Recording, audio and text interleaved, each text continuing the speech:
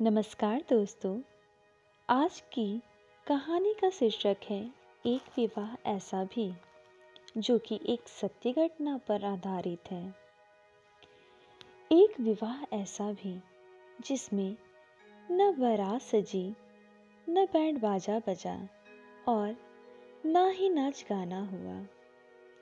8 दिसंबर को घर में खुशियों की शहनाइयाँ बजने वाली थीं, लेकिन डोली में बैठने वाली दुल्हन अब स्ट्रेचर पर लेटी थी और दूल्हा भी ऐसी हालत में मंगलसूत्र पहना रहा था।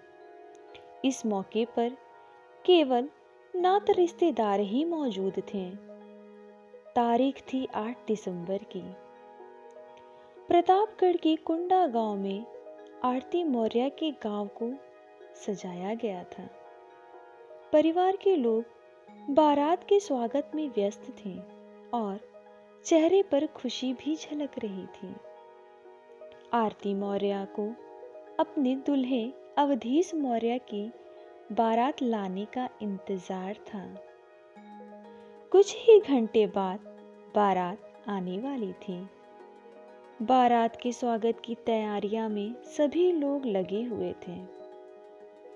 उसके सपनों की शहनाई बजने ही वाली थी और वह कुछ घंटों बाद अपने सपनों के राजकुमार के साथ विदा होने वाली थी।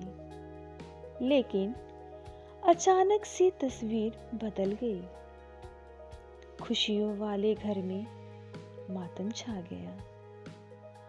आरती के घर वालों के सामने जैसे पैरों तले जमीन खिसक गई। पल भर में रंगीन तस्वीर बिल्कुल धुंधली नजर आने लगी। जो आरती सज धज के अपने सपनों के राजकुमार के साथ जाने वाली थी, अब स्ट्रेचर पर लेटी थी। जिसके चेहरे कुछ पल पहले ही खुशी के मारे लाल हो रहे थे, अब वह मुरझाए हुए नजर आ रहे थे।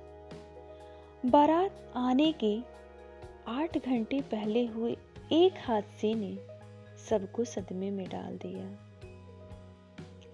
छत पर खेल रहे बच्चों को बचाने के चक्कर में आरती का पैर फिसला और वह छत से नीचे गिर गई। इस हादसे में आरती की रीढ़ की हड्डी पूरी तरह टूट गई। कमर और पैर सहित शरीर के दूसरे हिस्से में भी चोट आई थी। आलम यह था कि गांव के सभी अस्पतालों ने आरती का इलाज करने से हाथ खड़े कर दिए। परेशान और घबराए हुए घर वाले आरती को प्रयागराज के एक निजी अस्पताल ले गए। आरती को देखने के बाद डॉक्टरों ने बताया कि वह फिलहाल अपंग हो गई है और कई महीनों तक बिस्तर से उठ भी नहीं सकती। इतना सुनते ही घर वालों को लगा कि लड़के वाले अब शादी से इनकार कर देंगे। आरती के निराश घर वालों ने अवधेश और उनके घर वालों को सारी बात बताई। आरती के घर वालों ने अवधेश के साथ आरती की छोटी बहन की शादी का प्रस्ताव भी रखा, लेकिन दुल्हा अवधेश का जवाब सुनकर लड़की वाले चौंक गए। अवधेश ने कहा कि तय वक्त पर ही शादी होगी। इतना सुनते ही आरती के परिवार वालों की आंखों में आंसू आ गए। तभी आरती का इलाज कर रहे डॉक्टरों से बात की गई और परमिशन लेकर आरती को 2 घंटे के लिए घर लाया गया। उसे स्ट्रेचर पर ही लिटाकर शादी की सारी रस्में अदा की गई और अवधेश ने उसकी मांग भरी। अब विदाई का वक्त भी आ चुका था। पूरी रीति रिवाज के साथ विदाई के बाद आरती अपने ससुराल न जाकर अस्पताल गई। अगले ही दिन आरती का ऑपरेशन होना था। अस्पताल के लिए भरे जाने वाले फॉर्म पर अवधेश ने ही दस्तखत किए, वो भी पति के रूप में।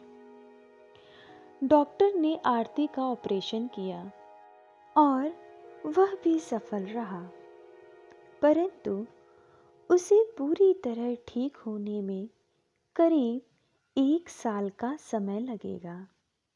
अब आरती को इंतज़ार है कि वह जल्द ही ठीक हो जाए ताकि वह अपने ससुराल अपने पैरों पर खुद खड़े होकर जा सके।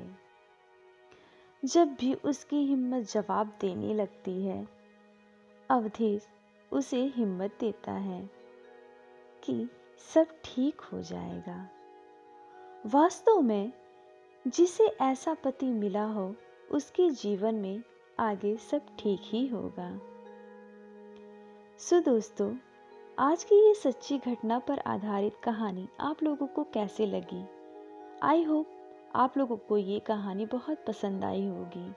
अगर कहानी अच्छी लगी हो तो हमारे चैनल को ज़रूर सब्सक्राइब कीजिएगा। साथ ही साथ वीडियो को लाइक कीजिएगा, कमेंट कीजिएगा और शेयर करना बिल्कुल ना भूलिएगा। आज के लिए बस इतना ही। धन्यवाद।